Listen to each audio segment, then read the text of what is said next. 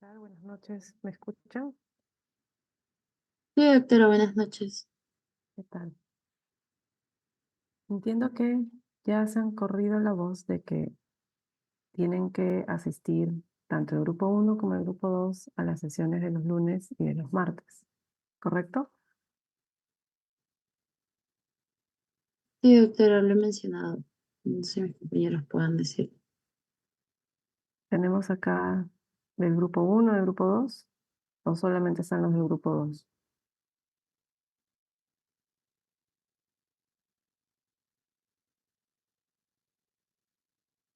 Doctora, yo pasé el link a la promoción y no sé si están del grupo uno y del grupo 2. Y también mencioné que ambos deberían entrar. Ok. Claro, de repente no todos están en ese grupo de la promoción, porque están llevando patología clínica, incluso alumnos que están llevando M2 o otros cursos. Sé que por ahí pueden escaparse de ese grupo.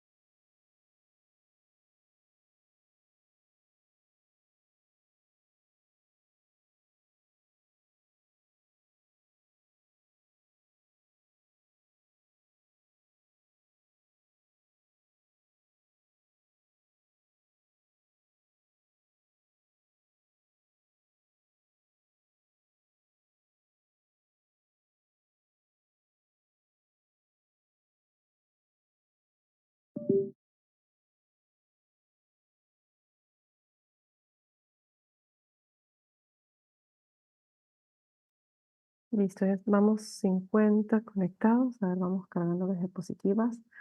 Al final haremos una encuesta para ver cómo definimos el horario de las teorías. Si nos quedamos lunes y martes a las 9 de la noche o pasamos todas las teorías de acuerdo a la propuesta o a lo que se está solicitando al día lunes desde las 8 hasta las 10 de la noche o hasta que terminemos, ¿no?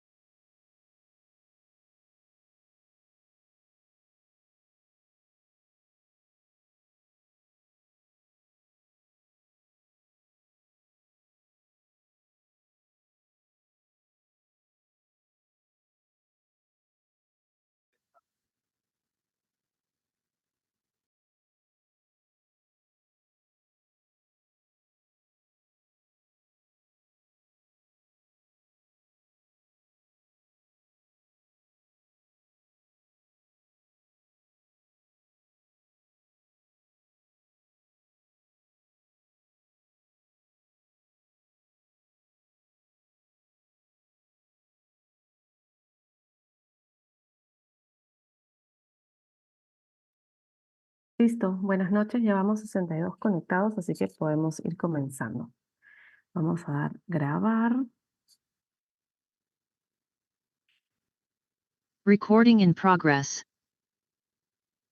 Bien, en esta siguiente sesión vamos a iniciar la revisión sobre los aspectos que incluye la prueba de hemograma. Es una prueba muy frecuente, de las que más se realizan también en el laboratorio y que también nos va a dar mucha información. La hemos separado con fines didácticos en 3 segmentos. Primero vamos a revisar el día de hoy lo correspondiente a serie roja, la próxima semana serie blanca y la última semana antes del examen lo que es función plaquetaria. Así que bien, sin más ni más, vamos a comenzar revisando algo sobre hematología en el laboratorio clínico. La hematología es una de las grandes áreas de la especialidad, dentro de la cual la prueba más importante es pues el hemograma. Sí se ven las diapositivas, ¿verdad? Sí, doctora, sí se ven. Perfecto. Vamos a comenzar con algunos conceptos básicos, como para hacer un refresh de lo que ustedes ya saben. Pues que la sangre es un tejido conjuntivo especializado, es una matriz coloidal líquida que circula por todo nuestro organismo a través de redes de vasos sanguíneos. ¿Cuáles son las principales funciones de este líquido tan importante? Pues primero, lo que es el transporte. Tenemos gases disueltos, nutrientes, hormonas, desechos metabólicos, y que le va a dar justamente la capacidad que en el laboratorio podemos tomar esta matriz para medir los gases disueltos, los nutrientes, hormonas o desechos metabólicos. También tenemos otra función, es la de regulación del pH y de la composición iónica del líquido intersticial. Tenemos también que va a ayudar en la protección contra toxinas y patógenos, va a permitir regular la temperatura corporal absorbiendo y redistribuyendo el calor y también va a evitar la pérdida sanguínea en sitios de heridas. Muchas de estas funciones pues van de la mano con sus principales componentes. Por ejemplo, la protección contra toxinas y patógenos, pues tenemos acá a los leucocitos, ¿no? La serie blanca. En cuanto a evitar la pérdida sanguínea, por ejemplo, tenemos acá las que son las plaquetas, que son nuestra primera línea de hemostasia. En cuanto a volumen sanguíneo, pues conocemos que este va a depender del sexo. En las mujeres representa alrededor del 6,5% del peso corporal, en los varones un poco más, 7%. Y miren, en el caso de los lactantes, este dato es importante porque puede llegar a representar incluso el volumen sanguíneo el 8% del peso corporal. Por lo general se va a mantener constante, pero puede sufrir variaciones en algunas patologías, por ejemplo, enfermedades cardiovasculares, enfermedades renales, enfermedades hepáticas, enfermedades hemorragias, deshidratación o incluso sobrehidratación. Otro dato importante es que durante el embarazo va a aumentar hasta en un 30%. Acá tenemos un efecto dilucional por un tema fisiológico. Durante la gestación, el volumen sanguíneo de la mujer aumenta. Habíamos mencionado que puede ser por la alteración de este volumen por hemodilución. Principalmente uno de los ejemplos es en el embarazo. O, por ejemplo, que hay una sobrehidratación, una retención hídrica, podría causar también este efecto de hemodilución. Y por el contrario, hablamos de hemoconcentración en los casos de deshidratación severa, como lo que sucede en pacientes gran quemados. Nuevamente, la composición de la sangre, tenemos serie roja, serie blanca. Recordar que el paquete celular, que está compuesto por glóbulos rojos, glóbulos blancos, plaquetas, va a corresponder al 40% de la proporción líquido células, siendo el plasma el correspondiente otro 60%. Este plasma va a estar constituido principalmente, miren, por encima del 90% de agua. Dentro de este plasma vamos a tener que circulan o permiten el transporte diferentes proteínas plasmáticas que van a representar aproximadamente el 7 al 9%. Y estas proteínas plasmáticas son importantísimas. Una de ellas, la albúmina, que es el 80% de estas proteínas, va a ser la responsable de mantener la presión oncótica. ¿Y qué es la presión oncótica? A ver, recordamos que es la atracción osmótica que se ejerce sobre el agua extracelular que va a garantizar el retorno del 90% de este líquido al espacio intravascular, evitando así la formación de foveas, la formación de edemas. Igualmente, las proteínas plasmáticas nos van a ayudar en el transporte de diversos iones, algunas hormonas circulan asociadas a proteínas de transporte, medicamentos, lípidos, etc. Luego tenemos otro tipo de proteínas que son las globulinas. Estas tienen funciones básicamente de transporte de iones metálicos, lípidos, vitaminas, hormonas, y algunas de ellas van a participar en la formación del sistema de complemento, van a corresponder a ser factores de coagulación sanguínea y también pues corresponden a los anticuerpos, que son producidos a su vez por células plasmáticas que nos van a ayudar en el mantenimiento de nuestra inmunidad humoral. Luego tenemos también los electrolitos que podemos encontrarlos disueltos en nuestro plasma sanguíneo y vamos a tener diferentes iones. Dentro de los más significativos, el sodio, el cloro, el potasio, el magnesio, el calcio, el bicarbonato, etcétera. Siendo el sodio y el potasio fundamentales para el mecanismo de excitabilidad de las membranas celulares. Acá tenemos tejido nervioso, tejido muscular esquelético y tejido cardíaco. Luego tenemos el calcio, que va a ser necesario para la contracción y excitabilidad del tejido muscular esquelético y tejido cardíaco. Y también va a participar dentro de la cascada de coagulación sanguínea, permitiendo la activación también de un gran número de enzimas intracelulares. Existen diferentes bombas donde el calcio pues termina participando directamente. También en el plasma vamos a encontrar otros nutrientes, otros metabolitos. Muchos de estos también los podemos medir en el laboratorio. Acá tenemos la glucosa, tenemos aminoácidos, ácidos grasos, colesterol, la urea, la creatinina, el ácido úrico, entre otros. Mencionábamos que tenemos nuestras tres líneas, tres familias de células sanguíneas, glóbulos rojos, eritrocitos o hematíes, los glóbulos blancos o leucocitos y las plaquetas. Repasando cómo se da el origen de estas diferentes líneas, tenemos, por ejemplo, en el caso de la célula troncal pluripotencial, vamos a tener una primera diferenciación. Se va hacia línea mieloide o hacia línea linfoide. Acá hay una primera división. Hacia el lado linfoide, pues básicamente vamos a tener que la maduración final termina en linfocitos B, linfocitos T y en plasmocitos. Ya para el lado de línea mieloide tenemos la unidad formadora de colonias colonias granulocito monocito. Tenemos una primera diferenciación hacia la línea eritroblástica con un primer estadio de pronormoblasto que va a terminar en eritrocito maduro. Luego ya para la otra línea, la línea granulocito monocito, tenemos la línea megacariblástica que va a terminar en plaquetas maduras. Y luego tenemos los mieloblastos que van a ser neutrófilos, los monoblastos que van finalmente a ser monocitos, eosinófilos y basófilos. Y así tenemos las tres principales líneas de los componentes de la sangre. Hablando propiamente del examen hemocromocitométrico, sí tiene este nombre complejo, que para los amigos y para fines comerciales lo vamos a denominar hemograma. Esta es la presentación convencional de un resultado de hemograma. Tenemos acá información sobre la serie roja, que se va a definir como eritrograma. Me define la cantidad de eritrocitos, los valores de hemoglobina, los valores de hematocrito, algunas constantes corpusculares, como el ancho de distribución eritrocitaria, volumen corpuscular medio, hemoglobina corpuscular media y concentración de hemoglobina corpuscular media. Luego tenemos el leucograma.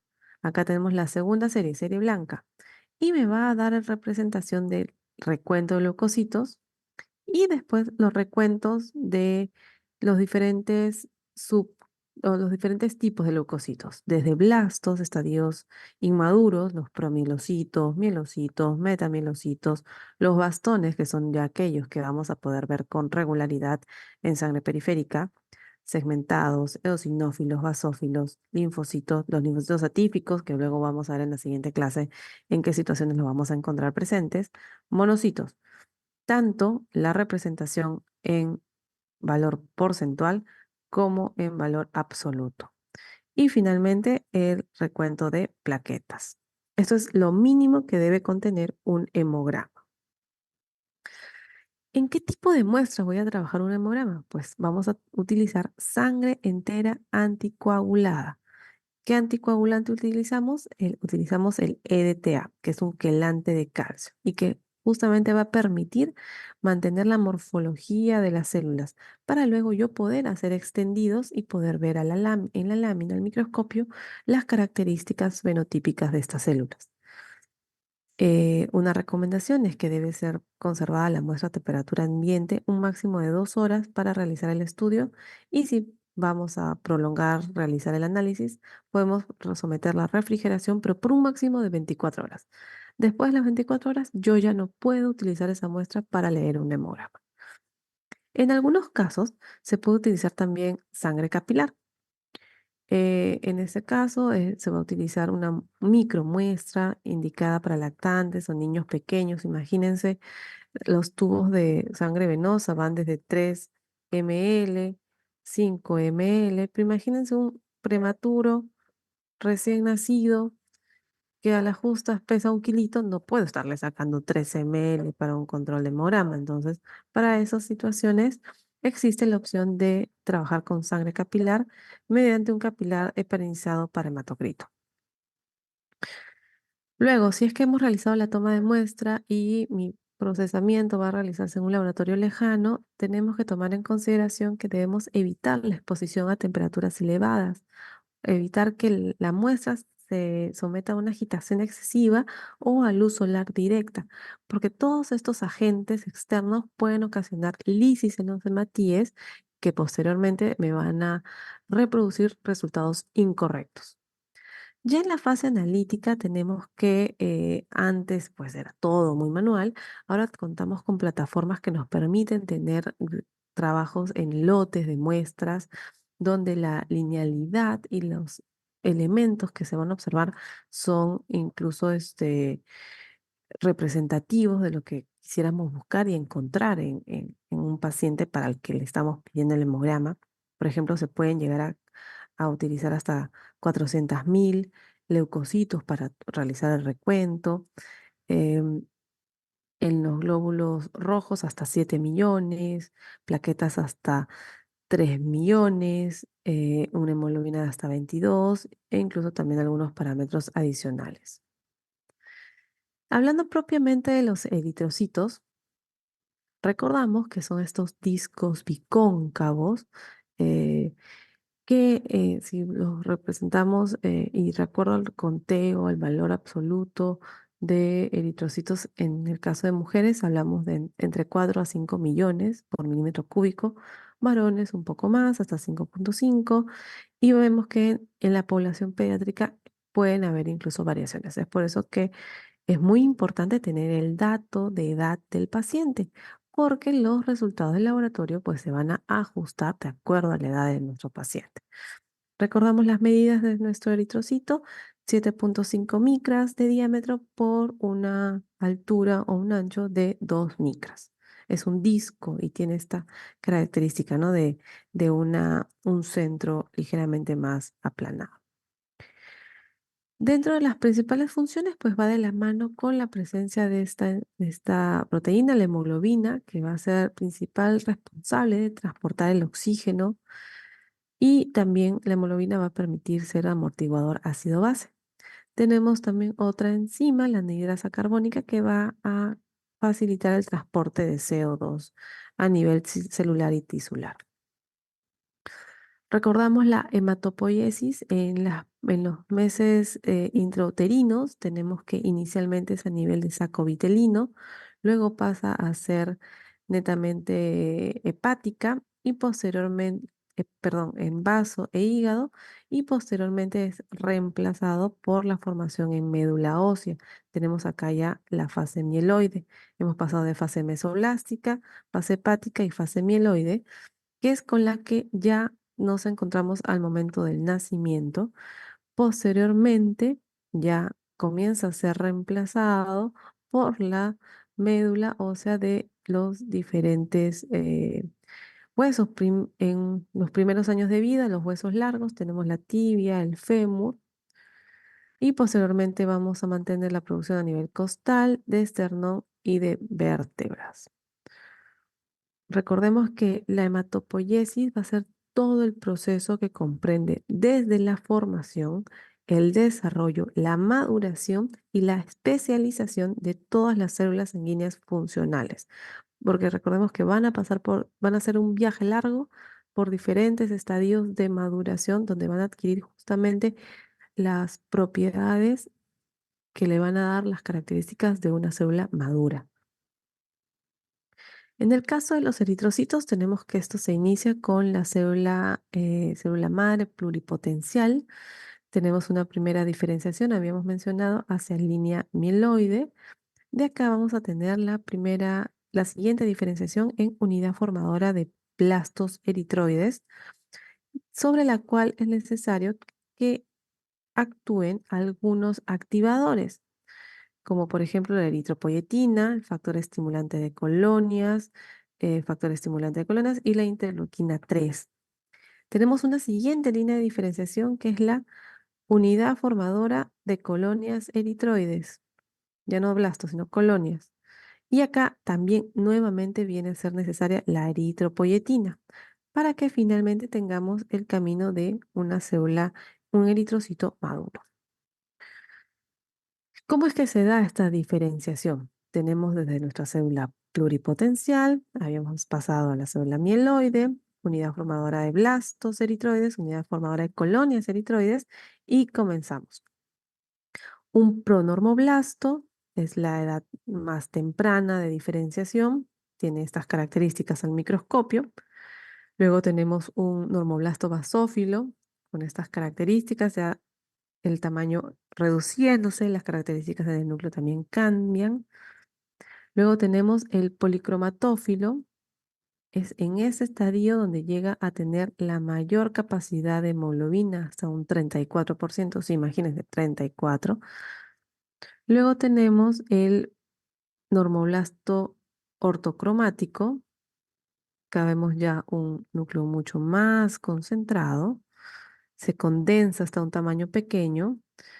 Luego podemos tener el reticulocito o eritrocito policromático.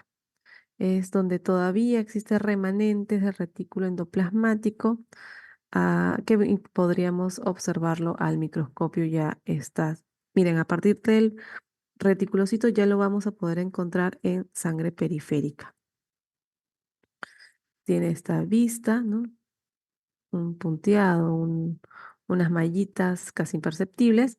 Y finalmente tenemos ya el eritrocito maduro, que es el que va a pasar de la médula ósea a los capilares a través de diapedesis. ¿Qué factores van a estimular la producción de eritrocitos? Pues cualquier trastorno que reduzca la cantidad de oxígeno transportada a los tejidos, eh, como por ejemplo una anemia extrema, pacientes que viven a mucha altura sobre el nivel del mar, o una patología que de fondo pueda alterar la oxigenación normal de la sangre, como puede ser una insuficiencia cardíaca congestiva. Es así que en condiciones de hipoxia tenemos que llega este remanente sanguíneo disminuido en oxigenación, disminuido en eritrocitos, es decir, mi riñón va a captar esta condición de hipoxia, activando la producción de esta hormona, de la eritropoyetina. Va a ser liberada a torrente sanguíneo y posteriormente va a llegar a la fábrica, a médula ósea, donde se va a producir este estímulo para una mayor formación o producción de eritrocitos. Estos posteriormente pues van a ser liberados después de este proceso de maduración del que hemos hablado, pasan a sangre periférica para apaciguar y menguar la condición de hipoxia detectada inicialmente como desencadenante. Para la maduración de los eritrocitos va a ser muy importante que nuestro paciente pues tenga un estado nutricional óptimo. Y acá estamos hablando de especialmente de dos factores que van a condicionar una buena maduración de los eritrocitos, como es la condición y el abastecimiento de vitamina B12 en nuestro cuerpo y las reservas de ácido fólico. De encontrarnos con ausencia o depletación de estas reservas, podríamos estar hablando de un fallo de maduración de los eritrocitos, característica de una anemia carencial. Recordamos también que el ciclo de vida de nuestros eritrocitos es de 120 días, 4 meses aproximadamente.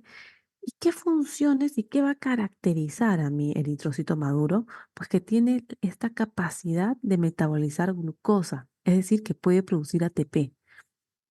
Tienes una flexibilidad importante en la membrana celular, flexibilidad que le permite realizar este efecto de diapedesis y pasar a través de los capilares o de trabéculas, ya sean los diferentes órganos hemocateréticos.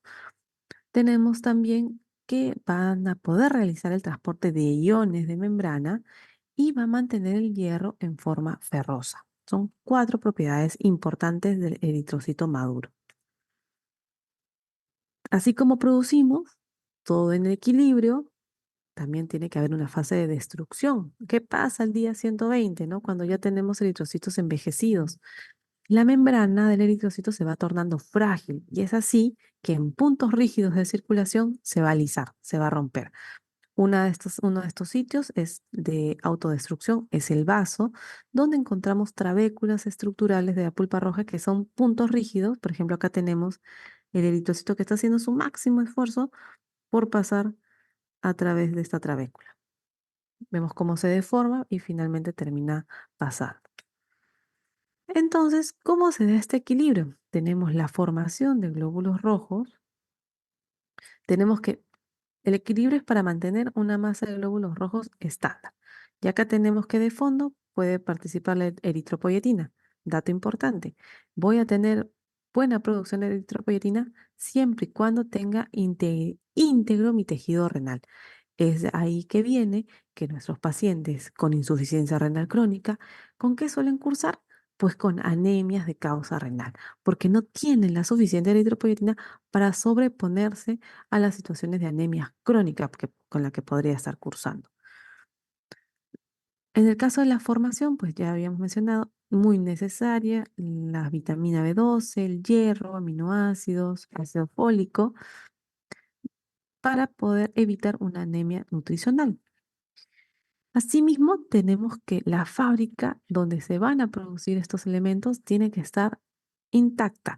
Debemos tener integridad de la médula ósea o en todo caso, pues estaríamos hablando de una anemia plásica. Esta es una condición muy compleja donde lamentablemente la médula, la fábrica, no va a producir la serie roja, serie blanca o las plaquetas necesarias para el correcto funcionamiento de nuestro cuerpo. Asimismo, pues hemos hablado de la formación, hablamos de la destrucción al día 120 por envejecimiento propio de glóbulos rojos o en algunas situaciones patológicas como anemias hemolíticas. Esta es una vista clásica de un paciente normal. Vemos que el extendido muestra los eritrocitos de un tamaño uniforme, de una coloración uniforme, en buena cantidad.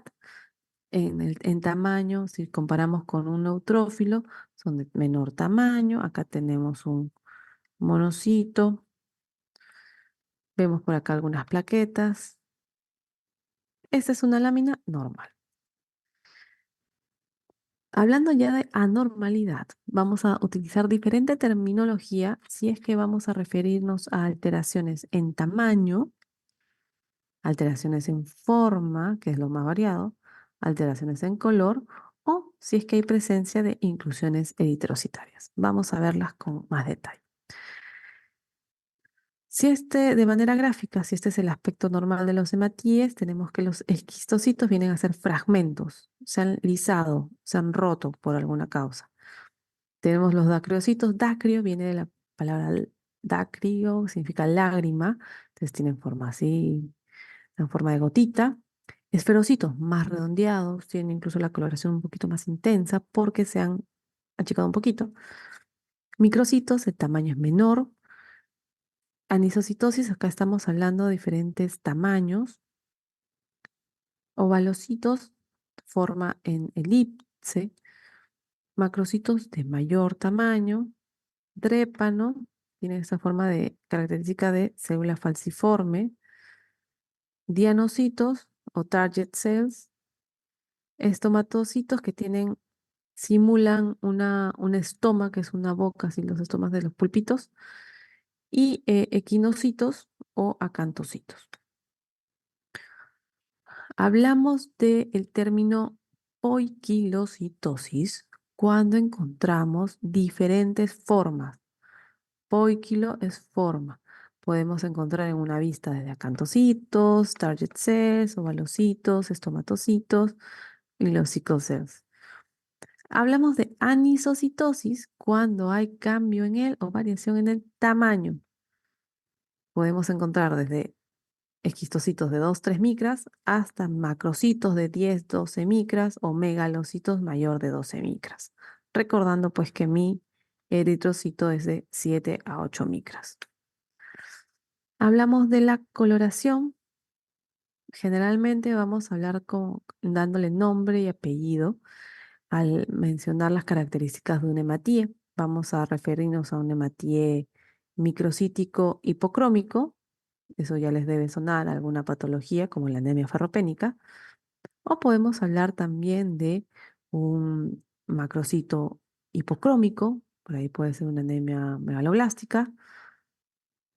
O podemos estar hablando también de algunos otros efectos donde vamos a encontrar hematíes hipercrómicos, normocitos hipercrómicos o microcitos hipercrómicos o deberían ser pues normocitos normocrómicos. Si esta es ya hablando de una morfología normal, si este es el hematíe regular, encontramos acá unos de mayor tamaño. Estaríamos hablando de una macrocitosis. Encontramos estos que parecen los bull, eso de tiro al blanco, un reforzamiento central, un halo más claro y posteriormente un halo de refuerzo. A esto les vamos a llamar target cells o dianocitos. Tenemos estas formaciones como espículas,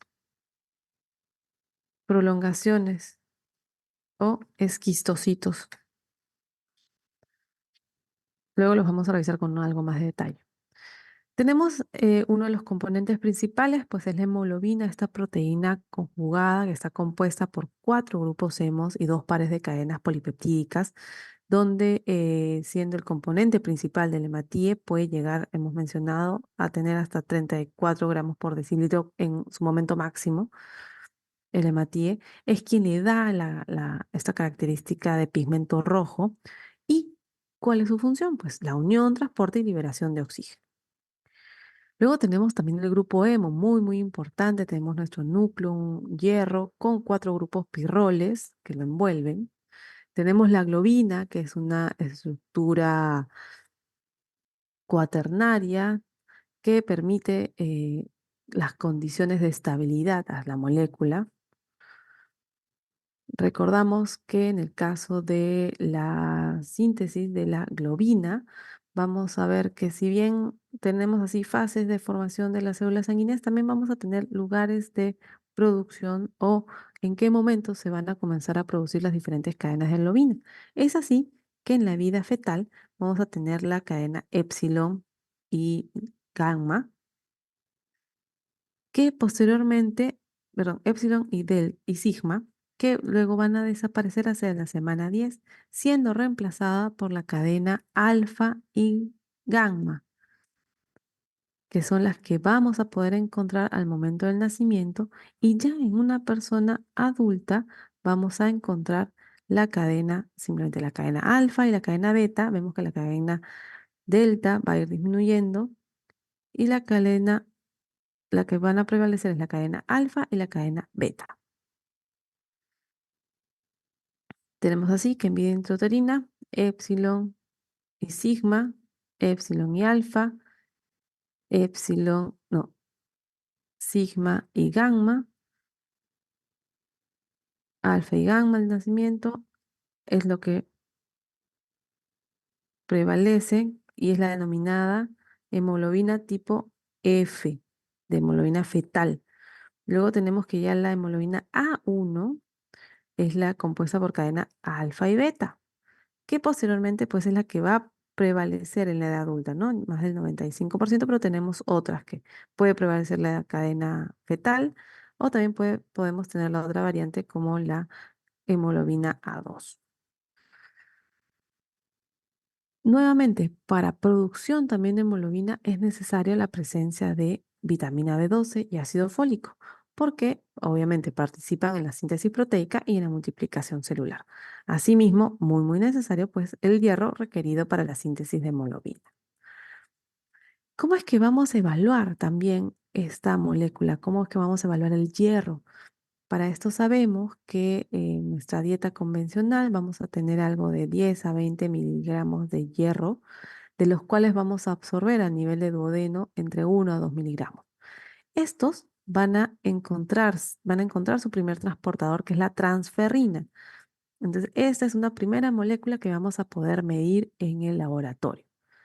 Luego tenemos que va a pasar a modo de ferritina, que es la responsable de hacer la reserva o el almacén. Va a indicar los depósitos de hierro y es otra molécula que también es importante de medir en el laboratorio para evaluar el metabolismo del hierro. Tenemos que puede participar también el hierro puede participar o podemos encontrarlo en otras locaciones, como puede ser el hígado, ¿no? En forma de ferritina. Tenemos, en el caso, existe una desfacelación de mucosas, de tejidos o pérdidas sanguíneas, como en la menstruación, puede existir una pérdida de hierro permanente. Entonces, ¿cuáles son las moléculas que vamos a poder medir al laboratorio? Principal, el hierro sérico. Tenemos que saber si está habiendo ingreso, suministro tisular de esta molécula. La ferritina, ¿cómo está ese depósito? La transferrina, que ya hemos hablado que es el transporte, ¿cómo está?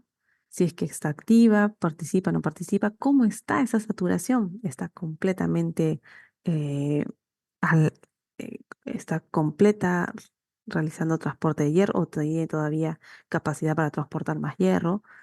Tenemos que, siendo uno de las pruebas también un poquito ya invasivas, lo que es la biopsia de médula o la biopsia de hígado. ¿Cómo es que va a evolucionar entonces una anemia ferropénica? Tenemos desde niveles normales de hierro, etapas incipientes, un estadio 1, donde comienza a haber depresión de los depósitos. Primero se libera el almacenamiento, luego se comienza a afectar lo que es el transporte. Ya en un estadio 2 hay afectación del transporte y ya en un estadio 3 pues hay depresión del hierro funcional. Acá ya estamos hablando de la anemia ferropénica. ¿Y cómo lo traducimos eso desde resultados en el laboratorio? Pues tenemos que la hemoglobina, por ejemplo, es un indicador tardío, porque recién se va a afectar en el estadio 3. Sin embargo, tenemos algunos marcadores que son tempranos, como puede ser la ferritina. Habíamos hablado que esta nos ayuda a medir el depósito, depósitos que se van a ver afectados en el estadio 1 y que ya me podrían traducir una ferritina disminuida. Ya en el estadio 2, cuando se va a afectar el transporte, tenemos que acá podemos encontrar la proteína transportadora de hierro o el propio hierro sérico también disminuido. En el caso de la hemoglobina, tenemos que estos valores también van a variar de acuerdo al rango de edad de nuestros pacientes. Es por eso que es un dato muy importante de tener en cuenta al momento de reportar un resultado. Existen también algunas patologías asociadas, trastornos que generalmente son heredados, asociados a mutaciones genéticas que van a alterar la estructura o la velocidad de síntesis de una de las cadenas de hemoglobina. Ya puede ser de la alfa, de la beta, de las que habíamos estado hablando. Y esto puede condicionar, pues la alteración, puede deberse a la alteración en la secuencia de aminoácidos de esta proteína o también en algunas otras situaciones, mutaciones como las talasemias. Existen más de 400 variantes de hemoglobinas en todo el mundo. Eh, Estas anomalías moleculares pueden afectar cualquier cadena en el adulto, pero generalmente de las que encontramos en el adulto, la que más se va a afectar es la cadena beta. Podemos presentarse en forma heterocigota, forma homocigota, y por ejemplo, tenemos acá un caso, ¿no? Cuando existe un reemplazo del ácido la valina reemplaza el ácido glutámico. Al existir esta alteración en el componente principal, vamos a tener que esto se va a manifestar como una anemia falciforme.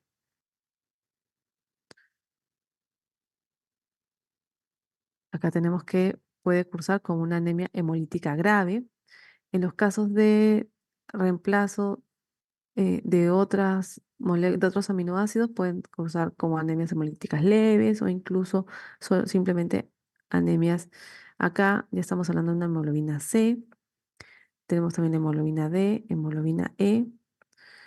En el caso de herencia homocigota, y en caso de heterocigoto ya vienen acá a encontrarse todas las diferentes variantes, desde podemos tener algunas que pueden pasar silentes, a otras que pueden ser cursar con cianosis, con afinidad alterada al oxígeno, pueden cursar con anemias hemolíticas o pasar desapercibidas, ¿no?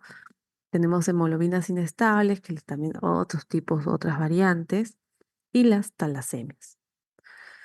Cuando hablamos del hematocrito, mencionábamos que es la relación entre los elementos formes de la sangre y el plasma, siendo los elementos formes van a significar algo más del 45% y el plasma el 55% aproximado restante. El hematocrito del mismo modo va a variar de acuerdo a la edad de nuestros pacientes y tenemos que reconocer que, por ejemplo, si esta es la estructura normal de mi volumen sanguíneo, teniendo el plasma en un 55% y mis células en 45%. ¿Qué pasa si mi paquete celular, es decir, la cantidad de hemátides disminuye? Esto vemos que se ha achicado y en correspondencia mi estado de hidratación se mantiene, entonces mi volumen plasmático ha aumentado.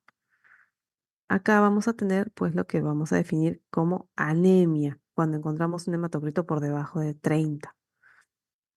Mi estado de hidratación se mantiene igual, pero mi médula comenzó a producir más hematíes, tanto así que llego a tener hasta un hematocrito de 70%.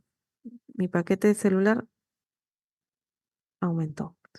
Pero tenemos otras situaciones donde se ve afectado mi estado de hidratación, por ejemplo, y disminuyo a expensas ¿de qué? De la fase líquida. Pero vemos que mi fase celular se mantiene igual. No tengo anemia, no tengo policitemia. Lo que tengo es una fase de hematocrito aumentado por deshidratación. Y acá tenemos lo que es la hemoconcentración. Entonces hay que siempre valorar el estado de hidratación de nuestro paciente para poder interpretar el resultado del hematocrito. Porque podríamos estar diciendo, en este caso, mi paciente tiene policitemia, pero no es así. Mi paciente ha sufrido la deshidratación y sus células se han mantenido tal cual.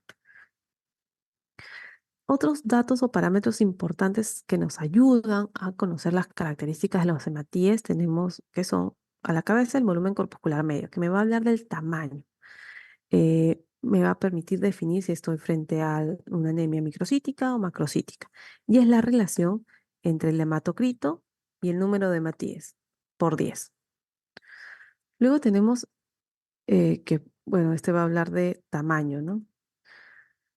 De acuerdo al de manera clásica y rápida vamos a tener que se utiliza el punto de corte de menores de 80, mayor de 100 para definir microcítica, macrocítica. Y existe toda una diferenciación para poder clasificar las anemias en base a el dato de volumen corpuscular medio. Generalmente las que vienen a ser pequeñitas, acá tenemos la sideroblástica, la ferropénica, enfermedades crónicas, la talasemia. Cuando hablamos ya de anemias de eritrocitos de mayor tamaño, la megaloblástica, por hepatopatías crónicas, y acá tenemos ya las asociadas a temas carenciales.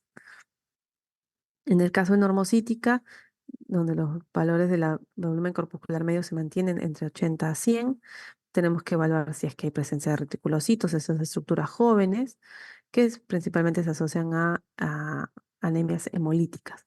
Y luego valoramos, ¿no? Si es intrínseca, extrínseca, y así se va abriendo nuestro árbol diagnóstico. Otro índice eritrocitario importante es la hemoglobina corpuscular media, que me va a permitir ver cómo es el color, cómo está el pigmento, es decir, la relación de hemoglobina por la cantidad de hematíes por 10. Otro dato importante es la concentración de hemoglobina corpuscular media, que me va a trabajar la relación de la hemoglobina independientemente del tamaño de las células, y me va a permitir complementar el dato de la hemoglobina corpuscular media. Otro valor importante de evaluar es el ancho de distribución eritrocitaria, o por sus siglas en inglés RDW, que nos ayuda a evaluar si es que existen diferentes poblaciones, diferentes tamaños entre los hematíes. Si encontramos hematíes de muchos tamaños, vamos a encontrar un ancho de distribución eritrocitaria por encima del 14.5. Por debajo del 14.5, pues casi no es significativa las alteraciones. Por ejemplo, tenemos diferentes poblaciones que puede deberse a situaciones como transfusiones. Vamos a tener tanto la población de eritrocitos normales de mi paciente. Imagínense que tiene anemia ferropénica, entonces tiene eritrocitos pequeñitos. Lo voy a transfundir hematíes de tamaño normal, entonces voy a tener una doble población. Entonces ahí podría tener un ancho de distribución eritrocitaria aumentado. Dentro de las principales pruebas que voy a utilizar para el diagnóstico de anemia, tenemos pues la determinación de la concentración de hemoglobina, ¿no? Existen diferentes métodos. Uno de los métodos clásicos y que vamos a trabajar en el laboratorio es el método de cianometa-hemoglobina, donde utilizamos una solución de Drapkin, que es de ferrocianuro potásico y cianuro potásico, que lo que básicamente va a hacer busca intoxicar la molécula de hemoglobina, transformándola en cianometa-hemoglobina, que pues tiene directamente el valor de hemoglobina de nuestro paciente. Y luego esto es leído a un espectrómetro a 540 nanómetros. Luego tenemos un método un poquito más moderno, más sofisticado, el de ácida metahemoglobina.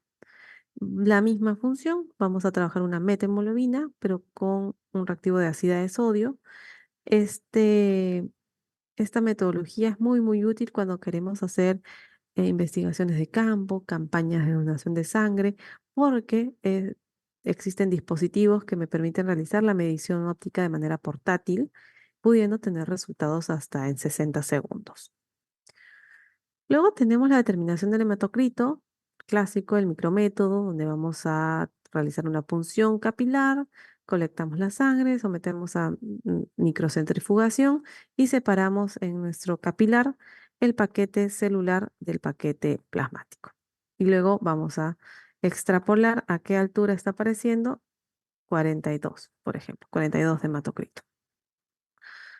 Luego, para lo que es el recuento de eritrocitos, convencionalmente el recuento manual, donde se tenía que trabajar la cámara de Neubauer, una pipeta de toma, el microscopio, teníamos que en la cámara de Neubauer, sobre los cuadrantes externos y el cuadrante central, tendríamos que realizar nuestros cálculos y era todo uno a uno. Sin embargo, ya existen nuevos métodos, tenemos acá lo que significa la impedancia eléctrica, donde se va a realizar un cómputo electrónico en base al principio de conductividad eléctrica, es decir, el pulso eléctrico que va a generar el paso de una célula. Este es el principio Coulter, que vino a revolucionar las metodologías en laboratorio. Pasa una célula e incluso yo puedo medir su tamaño. Esta que es grande me va a generar pulso alto. Si es pequeñita, pulso chiquito. Entonces voy a poder hacer un recuento uno a uno e incluso también puedo hablar de las características o del tamaño de estas células. Pero nada le va a ganar a lo que voy a ver a través de la lámina periférica, lo que voy a poder ver a través de mis ojos. Para eso, un laboratorio de hematología que se jacte de ser un buen laboratorio de hematología, pues debe debe saber realizar frotices sanguíneos de calidad, delgados, homogéneos y que tengan justamente este control de calidad para asegurar que estoy realizando lecturas en láminas correctas.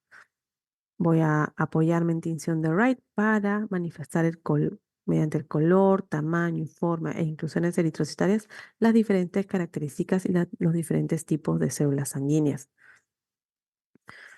Tenemos que, por ejemplo, estos maravillosos atlas, así aparecen las células al microscopio, tal cual las vamos a poder ver nosotros también. Si al lado izquierdo tenemos unas estructuras, un paciente normal, lo comparamos con la visión del campo al lado derecho, ¿qué encontramos? Las células tienen una variedad de tamaño, están con una palidez central aumentada y el tamaño es ligeramente reducido, ¿no? Vemos acá estructuras más pequeñitas, pequeñitas, pequeñitas, el centro muy pálido. Estamos pues frente a una anemia microcítica hipocrómica. Cuando hablamos de microcitosis, mencionábamos cuando nuestro volumen corpuscular medio es menor de 80.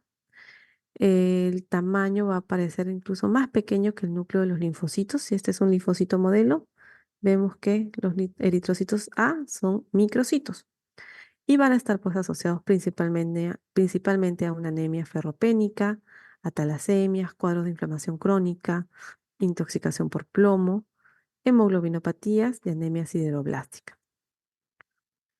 Luego tenemos esta otra vista. Si el cuadro de la izquierda es un paciente normal, acá tenemos hematíes mucho más grandes, y vemos que la claridad central se pierde, es decir, hay una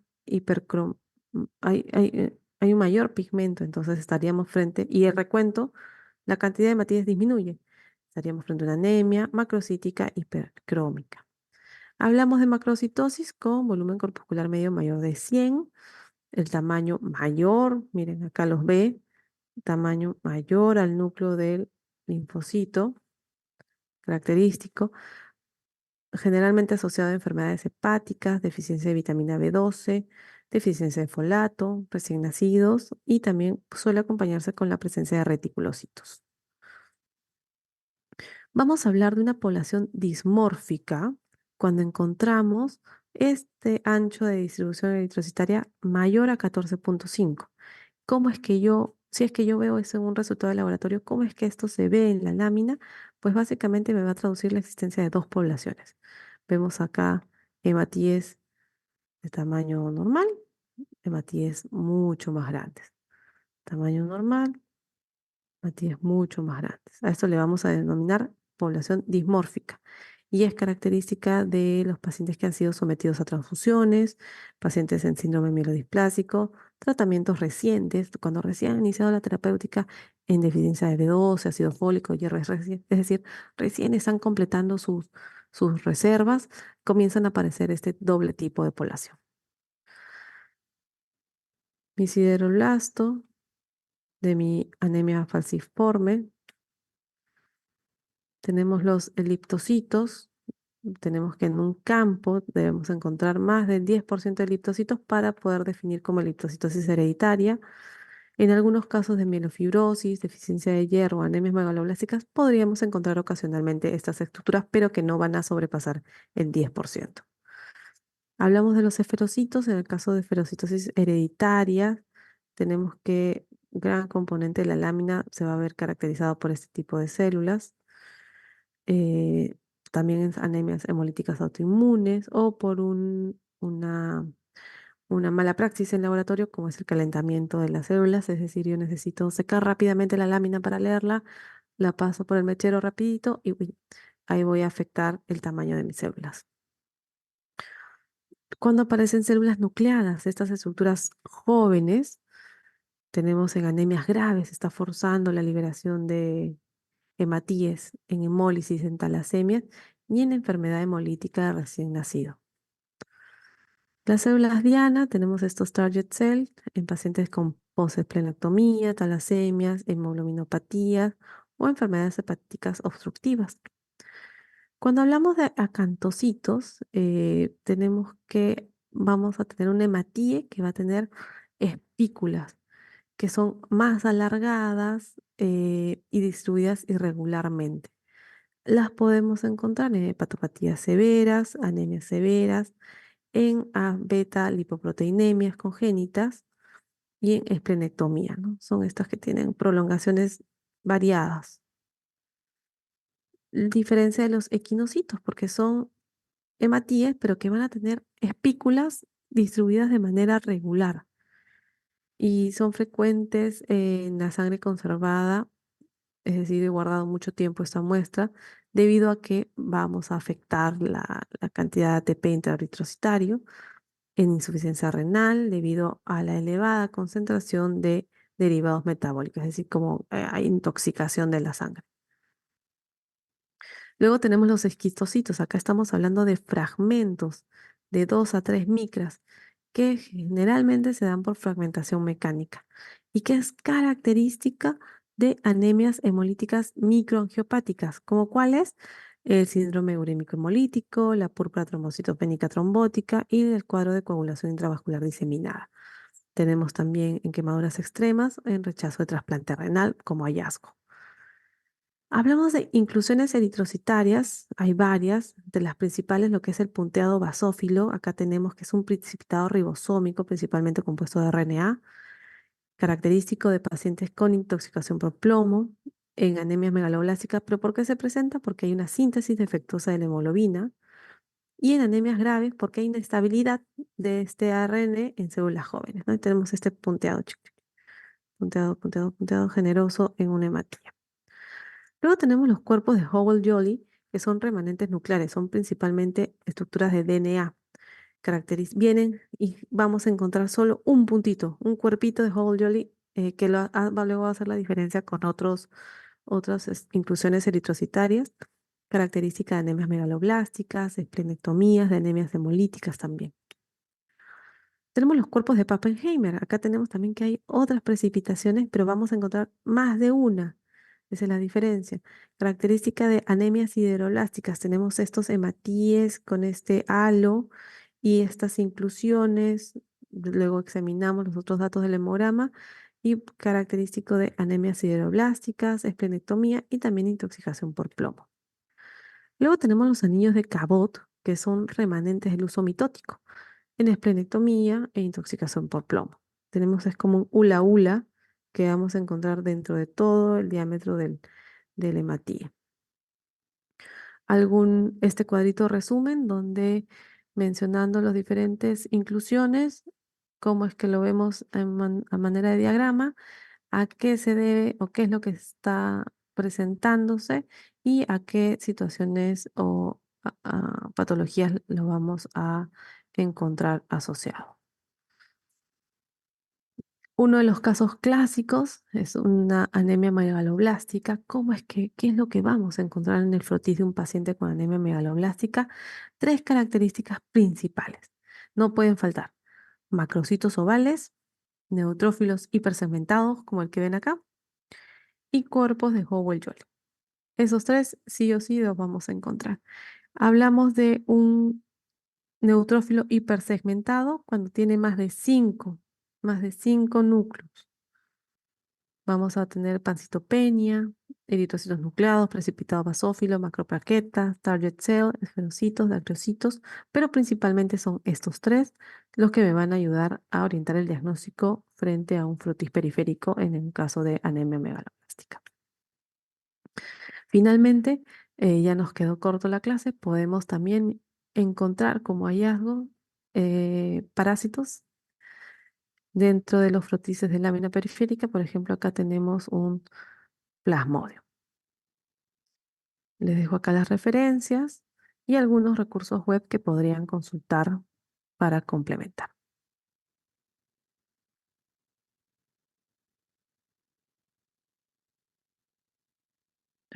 Bien, somos un buen